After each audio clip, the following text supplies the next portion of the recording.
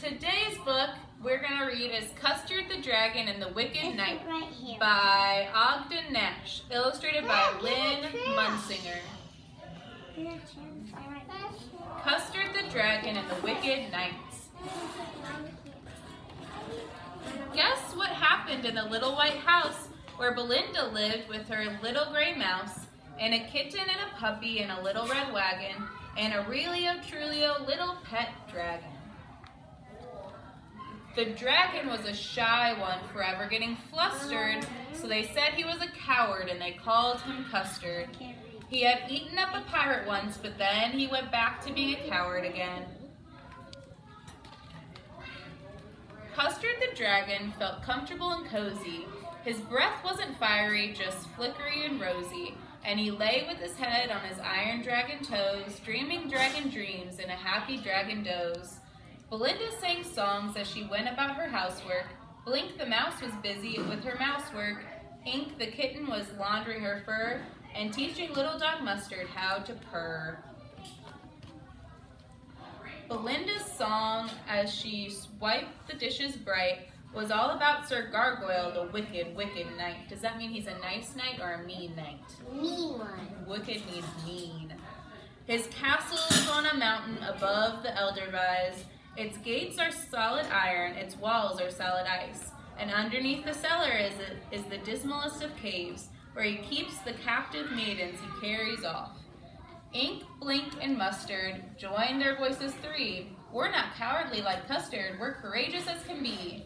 So hush you, Belinda, hush you, do not fret you. We promise that Sir Gargoyle shall never, never get you. Then, just as Ink was complimenting Blink, that, said a voice, is what you think. Belinda dropped the dishes on the floor, for there was Sir Gargoyle coming to the door. You could tell he was wicked, for he reeked of roguery. He was like an ogre, only twice as ogre-y. He was twice as big as a gorilla and covered with armor like an armadillo.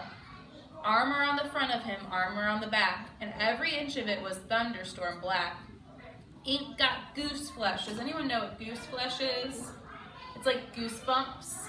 That's what sometimes it's called too. Blink was terror-laden, and Mustard yelped that he was not a maiden. How do the animals feel about Sir Gargoyle?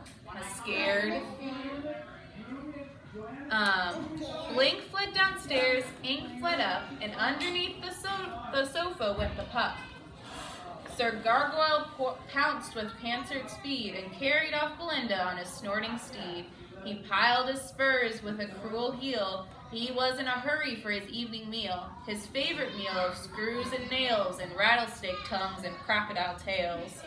Custard was roused from his quiet dreams by the pitiful sound of Belinda's screams. "To horse!" he cried. "Brave friends, to horse! We must organize a rescue force." "Soon, Mustard," said Mustard.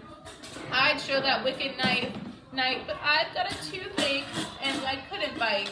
So Ink said, "I can hardly stir my stumps. I'm afraid of coming down with the mumps." Said Blink, "If only I were feeling brisker, but I'm weakened by an ingrown whisker." Are they being very helpful right now? No, not quite. "Alas," said Custard, "alas, poor Belinda." He sighed a sigh, and the sigh was a cinder. Her three brave bodyguards are powerless as she, so there's no one to rescue her but chicken-hearted me.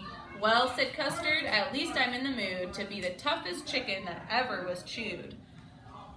As he thought about Belinda and Sir Gargoyle, everything inside him began to boil. He sizzled and he simmered, and he bubbled and he hissed. Then he whooshed like a rocket through the evening mist. With the headlight eyes and spikes of bristle, he pierced the air like a locomotive whistle, then swooped from the sky as grim as fate and knocked on Gargoyle's fearsome gate. Sir Gargoyle rose at Custard's hail. He was chewing a screw and swallowing a nail. He called, "You can hammer all day and all night, but you might as well take yourself away. My gates are iron and my walls are ice, and I've woven a spell around them thrice. And if by chance you should break in, I'll lay you open from tail to chin." He thought to frighten the dragon to death, but Custard blew a blowtorch blowtorch breath. He was a small volcano with a whooping cough, and the molten lava the gates flowed off. He blew another breath, and the icy walls came a-splashing down in waterfalls. Sir Gargoyle spluttered like a sprinkler wagon. A knight can always beat a dragon. Pooh, said Custard, how you rant. A true knight could, but a wicked knight can't. Have at you then, Sir Gargoyle roared, and he rushed at Custard with his deadly sword. Twice Custard parried those fearsome attacks. Then he swung his tail like a battle axe. For helm and breastplate down to spur, it flattened the unworthy sir. His armor crumpled like tin foil, and that was the end of Gargoyle. Gargoyle? That was the knight's name. Gargoyle got smashed by a skeleton. Custard rushed like a tidal wave, down, down, down to the dismal cave, where Belinda lay in chains. Chains too strong to trap or hack, but he sawed through them with his spiky back. Belinda was too weak to speak her thanks, but she managed to pat her scaly flanks. Now Custard was a flyer of great renown. He was able to fly while sitting down, so home he soared with wings aflap, and Belinda sitting in his lap. Ink, Blink, and Mustard were in a happy tizzy. They danced around Belinda till they made her dizzy.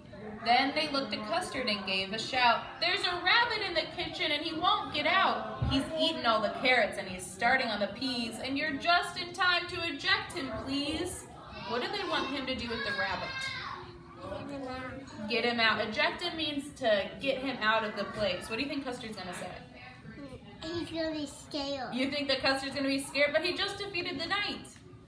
You think he's still going to be scared? Yeah. Let's see. Custard said, you know my habits. You know I've always been afraid of rabbits. So if this fierce fellow won't depart in peace, eject him yourself or call the police. Oh, dear Ink and Blink and Can't Mustard. call police. Hey, Miss Sam. In this story, In that story. oh, let's see. Miss Sam. You can't call the police. Miss Sam.